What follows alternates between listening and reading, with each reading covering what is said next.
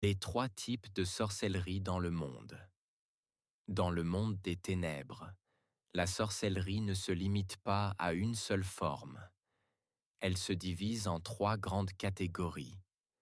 La sorcellerie blanche, la sorcellerie rouge et la sorcellerie noire.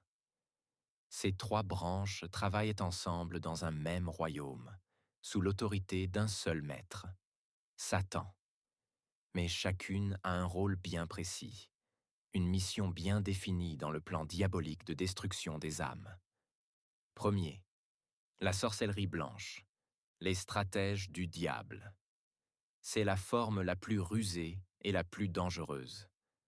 On l'appelle blanche, non parce qu'elle est pure, mais parce qu'elle se déguise en ange de lumière. 2 Corinthiens 11-14. Ces sorciers-là sont les ministres de Satan, les intellectuels des ténèbres. Ils opèrent souvent dans des milieux religieux, politiques ou même humanitaires. Leur rôle est d'influencer la pensée des masses, de séduire les foules avec des discours doux, des miracles trompeurs et des œuvres dites bénéfiques. Ce sont eux qui infiltrent les églises, les gouvernements, les ONG, pour corrompre les fondations spirituelles et préparer le règne de l'Antéchrist. Leur mission: séduire, tromper, guider les nations vers la perdition, en se faisant passer pour des sauveurs ou des maîtres spirituels. 2. La sorcellerie rouge. Les exécuteurs violents. La sorcellerie rouge est une branche intermédiaire. Son rôle est d'exécuter les jugements sataniques sur les individus, les familles et les nations. Elle agit dans le sang, la colère, les conflits, les divisions et les malédictions. Ces sorciers travaillent avec les démons de guerre, de maladie, de vengeance et de stérilité. Ils aiment opérer dans l'invisible pour provoquer des drames visibles: meurtres, accidents, maladies incurables, avortements, haine tribale ou religieuse.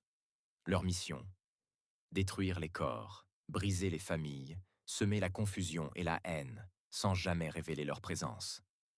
3. La sorcellerie noire. Les armées souterraines. La plus crue et directe. Ce sont les soldats en première ligne. Ils opèrent dans les cimetières, les forêts, les eaux et les ténèbres profondes. Ils sont responsables des rites sataniques, des sacrifices humains, des pactes avec les esprits et des attaques nocturnes. Ils alimentent les trônes de Satan par le sang versé, les offrandes impures, les initiations et les malédictions de génération. Ce sont eux qu'on retrouve souvent dans les sociétés secrètes, les loges occultes ou les pratiques traditionnelles.